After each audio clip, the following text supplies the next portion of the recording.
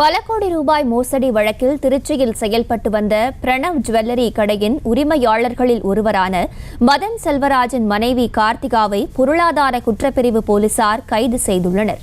விவரங்களோடு இணைகிறார் எமது செய்தியாளர் கதிரவன். விவரங்கள். வணக்கம் சுதர்சனா. திருச்சியை தலைமையிடமாக கொண்டு மதுரை, சென்னை, கோவை உள்ளிட்ட 7க்கும் மேற்பட்ட இடங்களில் செயல்பட்டு வந்த பிரணவ் ஜுவல்லரி கவர்ச்சிகரமான திட்டங்களை அறிவித்தும் பொதுமக்கள் செலுத்திய சீட்டு பணம் மற்றும் முதலீடு பணம் பல கோடி ரூபாய் ஏமாற்றி கடந்த அக்டோபர் மாதம் உரிமையாளர்களான மதன் செல்வராஜ், அவரது மனைவி கார்த்திகா ஆகியோர் தலைமறைவாகிவிட்டனர். இந்த நிலையில் கவர்ச்சிகரமான திட்டங்களை நம்பி ஏமாந்த வாடிக்கையாளர்கள் பிரணவ் ஜுவல்லரி முன்பு போராட்டத்தில் ஈடுபட்டனர்.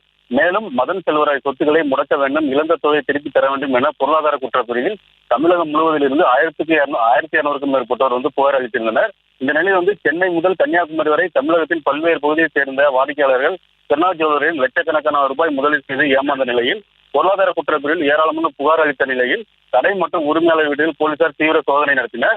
உரிமையாளர் மதன் செல்வராஜ், கார்த்திகா இருவரும் தலைமறைவாகிவிட்ட நிலையில் அப்போது கடை மேலாளர் நாராயணன் கைது செய்யப்பட்டார். இந்த நிலையில் இருவருக்கும் லுக் அவுட் நோட்டீஸ் கொடுக்கப்பட்டிருந்தது. மதன் செல்வராஜ் உரிமையாளர் ஒருவரான கடந்த 7ஆம் தேதி மதன் செல்வராஜ் மதுரை நீதிமன்றத்தில் சரணடைந்தார். மேலும் பிரணவ் ஜுவல்லரியில் வரி ஏய்ப்பு செய்ததாகவும் கடத்தல் தங்கங்களை வாங்கி விற்பனை செய்ததாகவும் எழுந்த புகாரின் அடிப்படையில் அமலாக்கத்துறை அதிகாரிகளும் வருமானத்துறை அதிகாரிகளும் கடந்த நவம்பர் மாதம் பிரணவ் ஜுவல்லரி சோதனை நடத்தினர். இந்த நிலையில் மதன் செல்வராஜ் மனைவி கார்த்திகா எங்கு இருக்கிறார் என பொருளாதார குற்றப்பிரிவு போலீசார் தேடி வந்த நிலையில் இன்று திருச்சியில் தலைமறைவாக இருந்த அவரது மனைவி கார்த்திகா மகனை திருச்சி பொருளாதார குற்றப்பிரிவு போலீசார் டிஎஸ்பி லில்லி கிரேசி தலைமையில் கைது செய்தனர்.